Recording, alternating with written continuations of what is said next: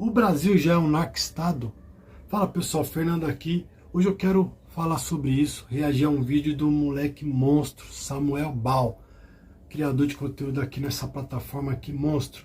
É aquilo que eu falo, moleque novo, deve ter no máximo seus 30 anos, é o que aparenta.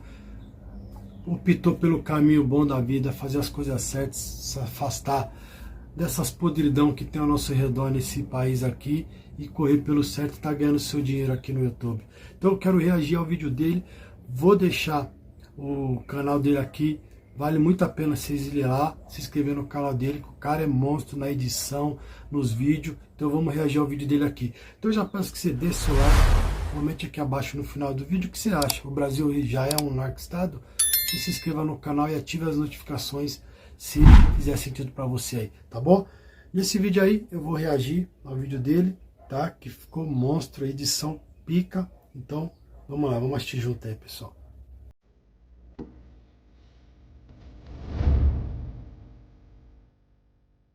Olha, um estudo recém-publicado pela Universidade de Cambridge aponta que mais de 50 milhões de brasileiros, cerca de 26% da população, vivem em áreas onde facções criminosas impõem regras e exercem controle social. 88 facções de bandidos atuando em vários estados. Isso espalhou a violência e o medo no país. Facções criminosas disputam territórios em todo o Brasil. Essas quadrilhas são hoje o maior desafio das autoridades na área da segurança pública. Não é apenas o tráfico de drogas, né? O tráfico de drogas é apenas um braço dessas organizações. O comerciante foi morto a tiros após pagar a uma facção criminosa um valor abaixo da taxa exigida por eles para manter os negócios funcionando. As imagens são assustadoras, chocantes.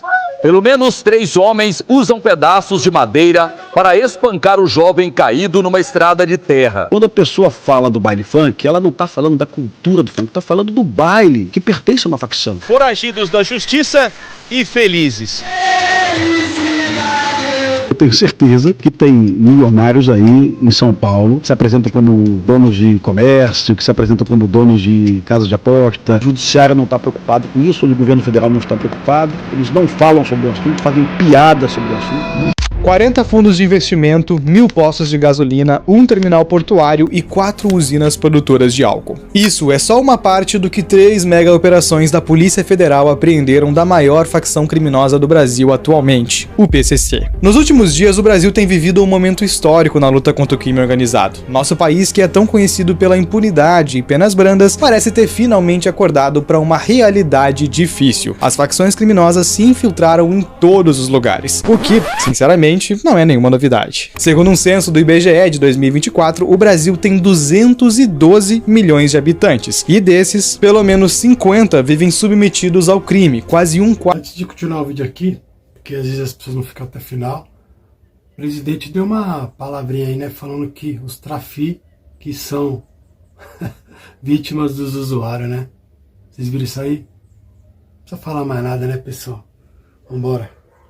Submetidos ao crime, quase um quarto da população. Nós também possuímos cerca de 64 facções conhecidas e, segundo um estudo recente da Universidade de Cambridge, somos o maior país da América Latina vivendo com regras impostas por grupos criminosos. Essas regras incluem toque de recolher, proibição da polícia, taxas para comerciantes e, claro, o famoso Tribunal do Crime, que julga, condena e executa as punições com base nas próprias leis. E você provavelmente já recebeu algum vídeo deles pelo Zap, já que eles mesmos fazem questão de gravar para demonstrar o poder. Só que apesar de nada disso ser novo, já que essas coisas acontecem há pelo menos 20 anos, aquilo que começou de forma simples em presídios e bairros menores, chegou recentemente no epicentro do dinheiro no Brasil, a Faria Lima. E é por esse motivo que o governo resolveu intervir. 3 operações conjuntas da Polícia Federal, chamadas Carbono Oculto, Quasar e Tanque, enfraqueceram uma das principais facções do país. A notícia dos 30 bilhões controlados pelo PCC em fundos de investimento tomaram as manchetes, mas infelizmente isso foi apenas a ponta do iceberg.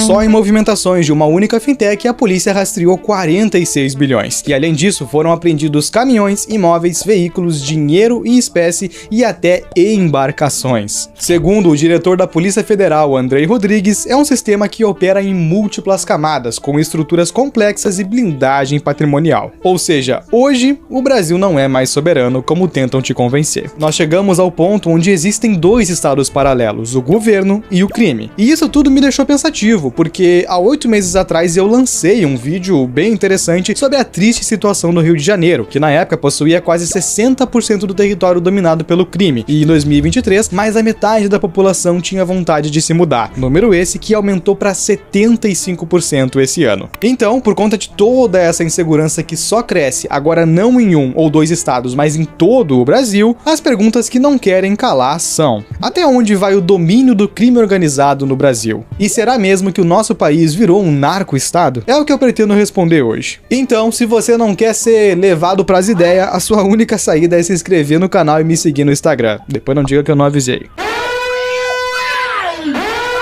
E sem mais delongas, meu nome é Samuel e hoje você vai descobrir quem são os verdadeiros donos do país.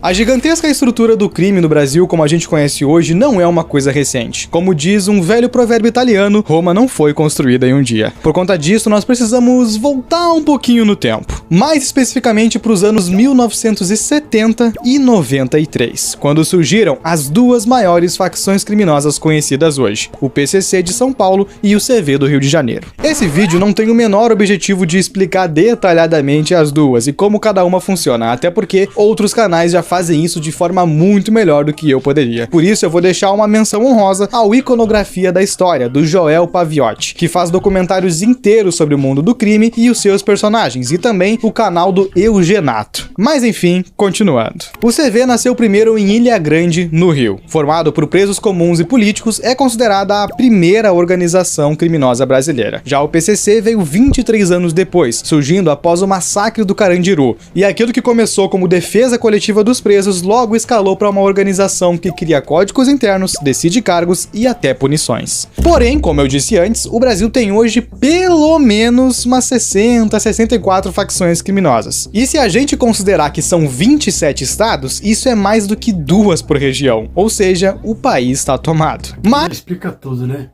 Cara, você tá louco, velho. Dominaram tudo, são várias que... Cara, eu penso assim, ficou impossível, cara, de combater, só tendo um presidente radical, sabe? Igual o Bukele. Caso contrário, meu amigo, a tendência é só piorar. Você vê que o nosso presidente tem a mínima vontade de combater isso aí. Vem nessa situação. E quando a gente fala em crime organizado, é muito comum que as pessoas relacionem isso unicamente ao tráfico de drogas, controle de pequenas comunidades e comércios, que são usados para lavagem de dinheiro, como adegas, padarias e lava-rápidos. Ou até se imagina que esse tipo de atividade ocorra apenas em algumas regiões, como as periféricas, enfim, bairros e favelas. Mas, apesar da maioria das facções ainda se preocupar em proteger esses pequenos territórios, isso é só uma parte do problema, a ponta do iceberg. Segundo investigações da Polícia Federal, o PCC e outras facções atuam em pelo menos 12 frentes de arrecadação, entre elas a extorsão de pequenos comerciantes, chamado arrego, onde recentemente um simples vendedor de espetinho foi morto no Ceará, roubos de carga e bancos, sequestros, contrabando de cigarros, venda de armas, cobrança de mensalidade dos membros, que é o batismo, e o mais sofisticado, a lavagem de dinheiro por empresas legais. Há quem diga até mesmo que o PCC hoje ganha mais dinheiro com empresas do que com o tráfico, mostrando a força e o tamanho que eles têm. E, se você quiser ir ainda mais fundo, existe uma hipótese de, supostamente, o crime também ter laranjas no mundo da música, como o funk e o sertanejo. Mas esse é um assunto que eu já dissequei bastante nesse vídeo aqui, ó. Dá uma olhada depois. Atualmente, eles são vistos pela polícia como o grupo mais perigoso do Brasil, e o motivo é bem simples. Eles já se espalharam para 28 países, se tornando uma organização internacional com faturamento estimado em $1 bilhão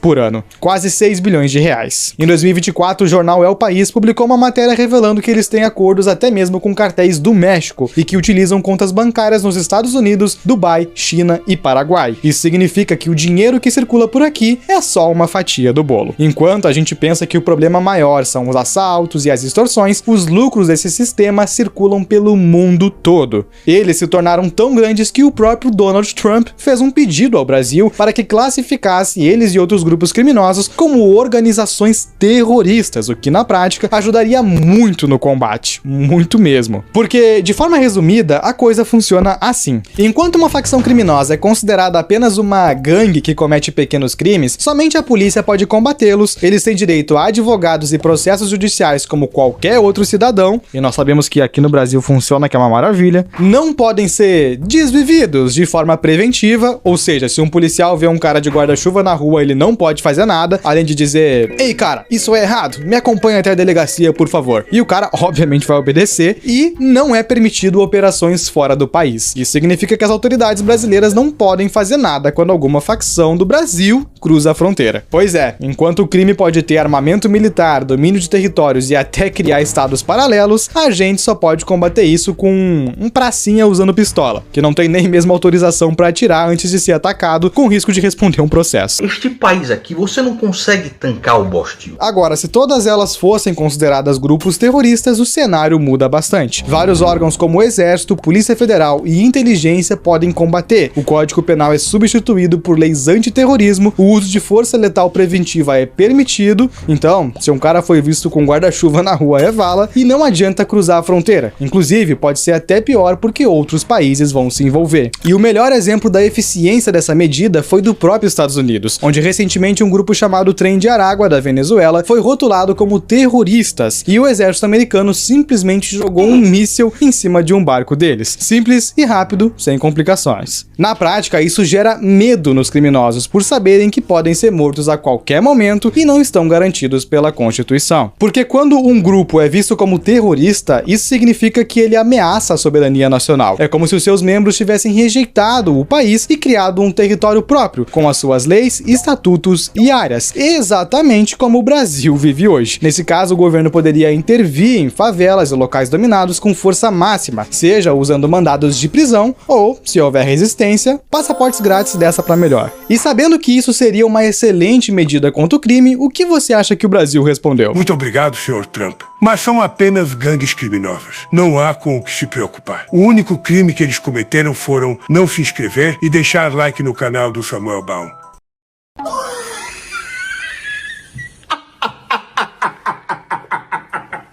Vai tomar no seu bolso, filha da puta do caralho. Agora você entende por que os Estados Unidos aplicam tantas tarifas e sanções ao nosso país? Esse é um dos motivos. Não é porque eles são malvadões e querem ameaçar a soberania nacional, porque, como eu disse, o Brasil não é mais soberano há muito tempo. E isso é tão verdadeiro que outros chefes de Estado também perceberam o problema. O atual presidente de El Salvador, Nayib Bukele, que transformou um dos países mais violentos do mundo em um dos mais seguros com essa tática de retomar territórios, disse que o Brasil não acaba com essas organizações porque elas estão dentro do próprio governo. E apesar dessa afirmação ser forte, ela é verdade. Segundo a Controladoria Geral da União, existem hoje mais de 1.200 servidores públicos investigados por envolvimento com facção criminosa, desde policiais até funcionários do Judiciário e da Receita Federal. Além disso, há quem diga que as próprias organizações bancam estudos e faculdade para advogados e juízes, mostrando que parte do sistema é comprado. A gente não tá falando de casos isolados, mas de uma engrenagem inteira, onde o crime financia e o Estado se vende. Em muitos casos também, quando há eleição, as organizações apoiam nomes locais financiando campanhas em trocas de favores políticos. Em algumas regiões do Norte e Nordeste, o voto é praticamente obrigatório, imposto por eles, ou pela milícia. É como se fosse o coronelismo dos anos 1900, mas acontecendo praticamente 100 anos depois. Esse é o tal país soberano que não consegue nem mesmo resolver um problema antigo. E agora responde aqui nos comentários, o que você acha que dá mais dinheiro? A venda de drogas ou negócios legais? Se você respondeu a primeira opção, errou. Segundo a revista O Tempo, a venda de entorpecentes gera uma receita média de apenas 12 bilhões por ano, enquanto o de combustíveis, por exemplo, 4 vezes mais. E se a gente considerar todos os tipos de negócios legais e ilegais, essa soma chega facilmente em 350 bi. E na prática, isso significa que se o governo acabasse com toda a venda de drogas no território brasileiro, e isso representaria menos de 5% do faturamento do crime. Hoje em dia, as facções estão infiltradas em todo tipo de negócio, desde postos de gasolina e comércios físicos até fintechs digitais. Um dos exemplos mais conhecidos são os provedores de internet e TV a cabo, em comunidades que não entram outras empresas. Aplicativos de mototáxi e transporte privado que obrigam os motoristas a operar somente por meio deles, e por aí vai, mercado, bar, salão de beleza, é infinito. Em alguns bairros de Belém e Salvador, literalmente tudo que funciona tem alguma ligação com eles, seja por propriedade direta das facções ou porque pagam arrego para operar. E o mais chocante, algumas se infiltraram até no setor de delivery, onde parte das entregas em aplicativos como o iFood são usadas para movimentação de drogas, armas ou dinheiro, confirmado pelo próprio CEO da empresa. Dessa forma, o crime entendeu que dominar os territórios não é mais suficiente, eles querem toda a estrutura. E por isso fica cada vez mais difícil entender onde está a linha que separa o domínio da facção do governo. E foi exatamente essas questões que causaram tanto alvoroço nas últimas semanas, porque um único grupo que começou pequeno anos atrás se tornou praticamente um estado próprio, infiltrado em todos os lugares possíveis. E lembrando, a gente está falando de apenas um grupo, imagina todos os outros. Dessa forma, o Brasil hoje vive um paradoxo. É um país onde o crime se tornou um grande problema, ao mesmo tempo que é quase impossível resolver sem prejudicar vidas inocentes. Se é que é possível resolver. Assim como a polícia não pode invadir um baile funk por ser cheio de morador, eles também não conseguem fechar todas as empresas de fachada, porque isso prejudica milhões de famílias. Então, seja pela ausência do Estado ou pela corrupção, milhares de brasileiros vivem hoje em um país onde quem manda não são os políticos de Brasília, mas as facções. Então, a pergunta final que fica é: o Brasil se tornou um narco-estado? Eu vou deixar para vocês responderem aqui embaixo nos comentários. Que vídeo, pessoal, que vídeo, Samuel, você é louco, o moleque é monstro. E aí, pessoal, é um narco ou não é? Às vezes a gente quer pôr só culpa nos criminosos, né, mano? Mas e o Estado, cara? E os políticos, cara? Quem tá combatendo? Lembra meus vídeos que eu falo? Tem ninguém com você, cara. Tem ninguém por você. Entendeu? Tá tudo aí. Os caras têm a máquina pública na mão, mas não quer combater nada. Eles querem o quê? Impostos, impostos, impostos, impostos. Construir bens, casa de 22 milhões, avião, viagem, hotel do mais caro, champanhe. E você aí achando que tem alguém que tá no seu favor, que ele quer tirar você da pobreza. Triste, pessoal, lamentável. Tem pessoas que estão tendo que pagar para entrar na sua própria casa. É isso mesmo. Tem outras pessoas que estão sendo expulsas da sua própria casa pelas facções. É muito triste. Eu não vejo saída para isso aqui não, a não ser que mude radicalmente toda essa podridão da política, que são os grandes culpados. Mas, pelo que eu vejo, vai ser muito difícil, que até hoje tem gente que defende quem está aí. Lamentável. Mas essa é apenas a minha opinião. Quero que você deixe a sua aqui abaixo, comente aqui o que você acha, deixe seu like e não se esqueça de se inscrever lá no canal do Samuel, que vale muito a pena. Beleza, pessoal? Tamo junto e até o próximo vídeo. Tchau, tchau.